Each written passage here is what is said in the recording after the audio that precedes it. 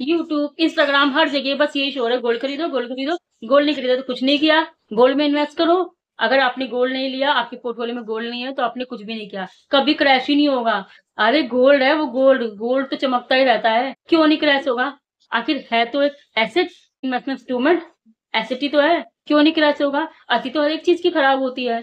तो आप लोग कैसे कह सकते हो कि गोल्ड सबसे सेफेस्ट इन्वेस्टमेंट इंस्ट्रूमेंट है, सबसे सेफेस्ट एसेट है? देखो, सबसे पहली बात तो इस वीडियो में किसी तरह की कोई भी रिकमेंडेशन, एडवाइस वीडियो है ही नहीं। This is an only educational purpose video, so please don't get me wrong. अपने चैनल पे सिर्फ ये बताना चाहती हूँ कि हर एक चीज का टाइम होता है। देखो, अपने चैनल पे सिर्फ इन्वेस्टमेंट करने के तरीके बताती हूँ, किस तरह से इन्वेस्ट करते हैं, कहाँ इन्वेस्ट कर सकते हो, किस तरह से इन्वेस्ट कर सकते हो, अपनी अर्निंग को देखते हुए। सबसे पहली बात तो, जरूरी नहीं है कि हर एक चीज जो है वो बेस्ट है। बेस्ट कुछ भी नहीं है। Gold gold gold gold, gold भी कभी ना कभी होता है ओल्ड। देखो, गोल्ड में 1980 में बहुत ही ह्यूज करेक्शन आया था। इतना ह्यूज करेक्शन था कि सारे इन्वेस्टर खत्म हो गए थे। मतलब जिन्होंने एक्सपेंसिव गोल्ड खरीदा था वो तो बर्बाद ही हो गए थे। और ये क्यों आया था, किस लिए आया था, क्यों इसको लाया गया था, ये सब आपको इस वीडियो में बताऊंगी। तो ये जो 1980 में गोल्ड में करेक्शन आया था, 68% से करेक्शन आया था। और उसके बाद पूरे 20 सालों तक, यानी कि 2001 तक, 21 सालों तक गोल्ड में बियर मार्केट बना रहा, गोल्ड में करेक्शन बना रहा।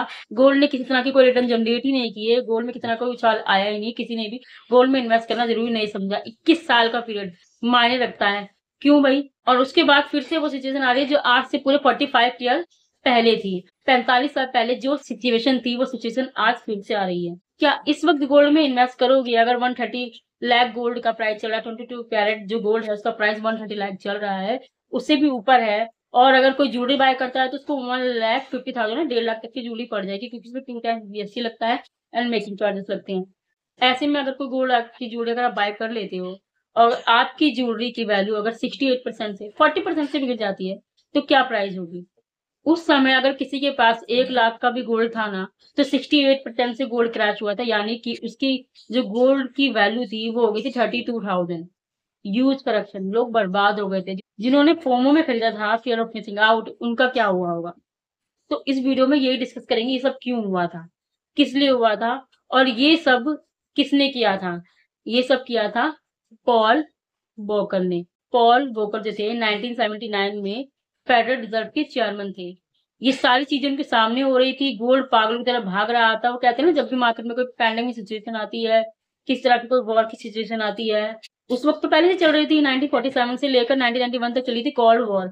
उसके बीच में 2-3 चीजें ऐसी हुई जिसकी वजह से गोल्ड पागलों की तरह भागता चला गया।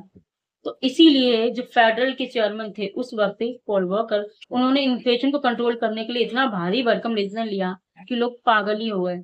इस तरह से पागल हुए, गोल्ड तो करेक्शन किया ही किया, और 20-21 सालों तक लोगों ने गोल्ड खरीदना जरूरी समझा ही नहीं। तो बने रहना मेरे साथ इस वीडियो में, एंड तक डिटेल में बताऊंगी आपको ये सब क्यों हुआ था, क्या हुआ था, किस लिए हुआ था। तो अभी से मेरे चैनल को सब्सक्राइब कर लो, वीडियो के लिए बेल आइकन को प्रेस कर लो, क्योंकि नॉलेजेबल एंड वैल्यूबल वीडियो मैं इस चैनल पर लाती रहती हूँ। आप लोग इसमें इसलिए हो जाते हैं क्योंकि मेरे वीडियो आप तक पहुंचते नहीं है। तो बेल आइकन को जरूर प्रेस करना अगर गलती से इस वीडियो पे आ गए हो तो। चलो फिर शुरू करते हैं, without further due let's get start the video. Gold gold gold gold, gold में इन्वेस्ट करना चाहिए, गोल्ड ही लो। गोल्ड ही है जो सबसे ज्यादा सेफेस्ट एसेट माना गया है। गोल्ड में इन्वेस्ट करोगे तो ही आगे बढ़ पाओगे। गोल्ड नहीं रखा तो अपने पोर्टफोलियो में कुछ नहीं रखा।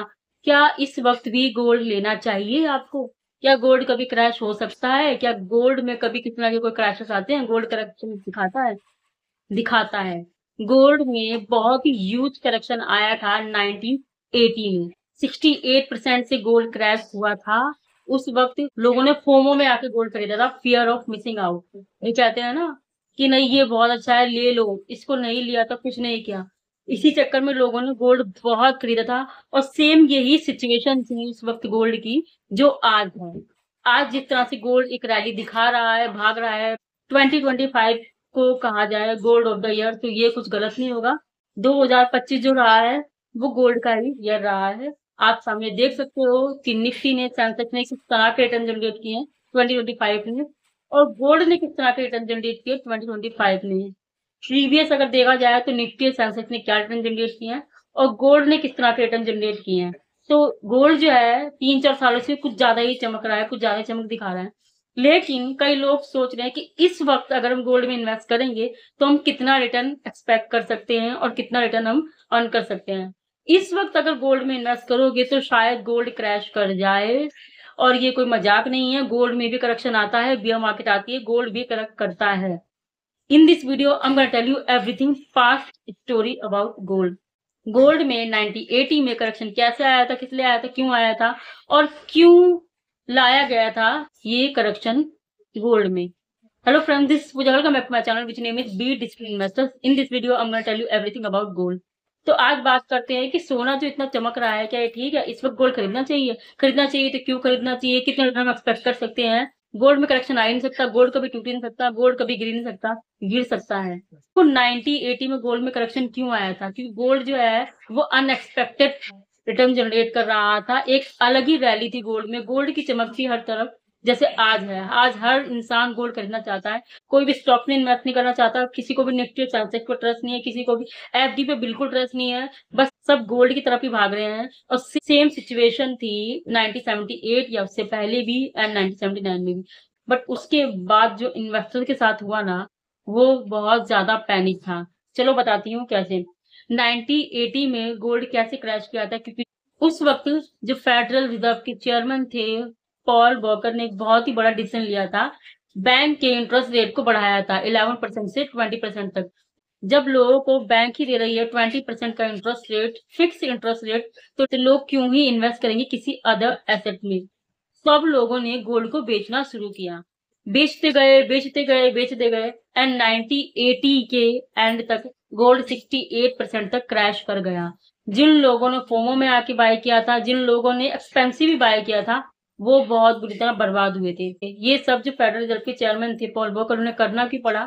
क्योंकि गोल्ड जो है एक अलग ही रैली दिखा रहा था, लोग गोल्ड की तरफ भाग रहे थे, नहीं गोल्ड ही लेना है, गोल्ड लेना है, ये करना है, वो करना है। क्या हुआ था ना, देखो, जब जब देश में कोई पैंडेमिक सिचुएशन आती है, जैसे कोविड हो गया, वॉर की सिचुएशन आती है, यहाँ वहाँ के झगड़े चल रहे हैं, कोई दो कंट्रीज भी अगर आपस में वॉर कर रही होती है, तो हर एक देश पे फर्क पड़ता है, उनकी इकोनॉमी पे फर्क पड़ता है, क्योंकि जो फॉरेन इंस्टीट्यूशंस होते हैं वो मार्केट से आउट होते हैं और सेफ एसेट की तरफ कदम बढ़ाते हैं। और सबसे ज्यादा हेवन सेफ एसेट माना गया है गोल्ड को।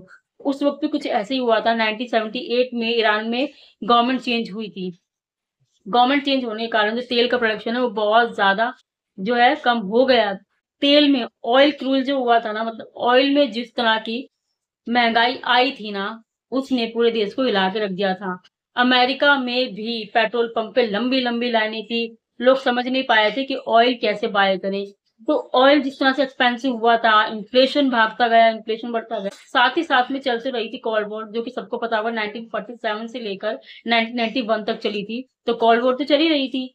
तो इन सब की चलते हुए यूएसएसआर ने हमला कर दिया अफगानिस्तान पर, अफगानिस्तान में घुस कर उन पर हमला कर दिया। इस तरह की सिचुएशन आती गई, वॉर की सिचुएशन, कोल्ड वॉर, सबको ये लग रहा था कि अब देश में तीसरी वॉर आने वाली है। First, second and third war के पूरे पूरे चांसेस है। हर जगह बस यही न्यूज थी कि क्या हो रहा है, क्या चल रहा है, अफगानिस्तान पे हमला कर दिया। इन्हीं सब पैनिक सिचुएशन में घुसकर लोगों ने गोल्ड को मेजॉरिटी में बाय किया, अच्छे से खरीदा। हमें गोल्ड ही लेना है। लोगों ने अपनी सेविंग्स को ब्रेक किया, सेविंग्स को ब्रेक करके गोल्ड में इन्वेस्ट किया। हमें एफडी तोड़वानी है, बैंक में पैसे थे, यहाँ से निकाल के पैसे गोल्ड में इन्वेस्ट किए, गोल्ड ये सब कुछ है। लेकिन अक्टूबर 1979 को सैटरडे को जो तरह की कोई कॉन्फ्रेंस रखी गई थी, पॉल वॉकर ने रखी थी ये कॉन्फ्रेंस, और उस कॉन्फ्रेंस में उन्होंने इतने बड़े बड़े डिसीजन लिए। उन्हें किसी भी तरह से इन्फ्लेशन को कंट्रोल करना था, क्योंकि जब भी कोई वॉर की सिचुएशंस आती है, पैंडेमिक सिचुएशंस आती है, तो इन्फ्लेशन हमेशा हाई रहता है। इन्फ्लेशन जो है वो 13% से भी ऊपर निकल गया था, और पॉल वॉकर के लिए इन्फ्लेशन को कंट्रोल करना बहुत ज्यादा जरूरी था। उन्होंने कहा था कि चाहे उनको कितने भी बैंक के इंटरेस्ट रेट कितने भी बढ़ाने पड़े वो बढ़ाएंगे, पर इन्फ्लेशन को कंट्रोल करेंगे, जिन्हें आज किलर ऑफ इन्फ्लेशन भी कहा जाता है, पॉल वॉकर।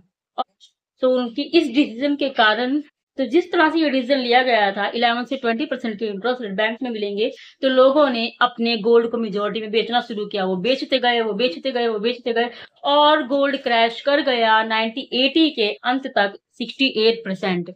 इतनी बुरी तरह गोल्ड गिरा, जिन लोगों ने एक्सपेंसिव खरीदा था, जिन लोगों ने महँगा खरीदा था, वो तो बर्बाद हो गए। तो इसीलिए कहते हैं कि कोई भी एसेट ऐसा नहीं है जो प्योर गारंटी के साथ आया है। जो गोल्ड होता है वो आपको जभी रिटर्न दे सकता है जब उसका प्राइस बढ़े। किसी तरह के कोई फिक्स रिटर्न नहीं होते जिस तरह से स्टॉक मार्केट में होती है।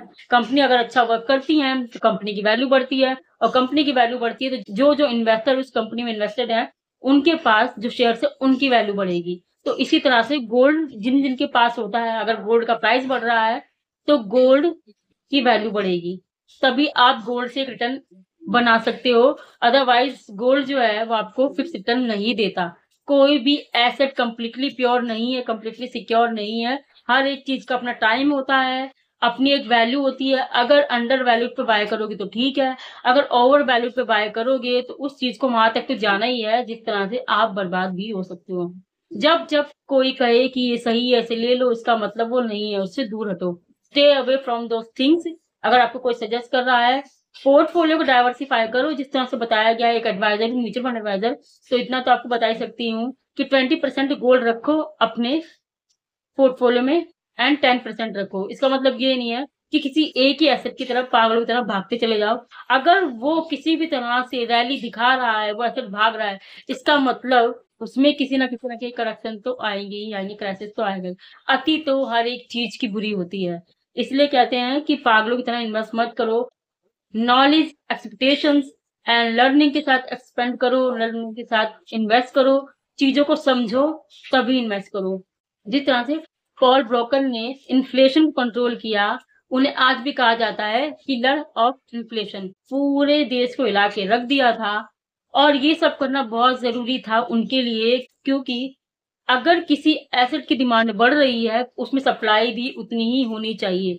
अगर सप्लाई कम है, देखो जब भी किसी चीज की डिमांड बढ़ती है तो यानी कि उसकी सप्लाई बढ़ती है। अगर सप्लाई कम है यानी कि उसके प्राइस में बहुत भारी भरकम उछाल आने वाला है।